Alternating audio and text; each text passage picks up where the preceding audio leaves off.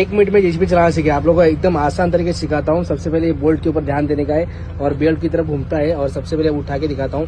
ये देखो, ये उठा तो ये देखो किस तरह से उठता है। इस बोल्ट की तरफ लेते हो, इस बोल्ट की तरफ लेते हो, ये देखो बूम नीचे जाता है। अगर हम देखो भाई, और ये साइड में दिखाता हूँ, ये साइड इस बोल्ट पे करते हैं तो भाई ये देखो इस तरह से घूमता है, स्विंग होता है। अगर उस बोल्ट के ऊपर करते हैं तो ये देखो स्विंग होता है। और उसके बाद में आपको ये रिवर के बारे में बताता हूँ। इसके भी 4 फंक्शन होता है। ये देखो इस बोल्ट के ऊपर ध्यान देने का, 4 बोल्ट के ऊपर ध्यान देने का। ये देखो भाई, अगर हम इस बोल्ट के ऊपर करते हैं तो बकेट भरता है, ये देखो। और उस साइड में करते हैं तो बकेट खाली होता है। और इसको हम पीछे दबाते हैं तो देखो भाई पीछे जाता है डिपर, और अंदर करते हैं तो डिपर अंदर आता है। समझ में आ गया। और ये देखो ये स्टेबलाइजर का, अगर हम नीचे दबा दें तो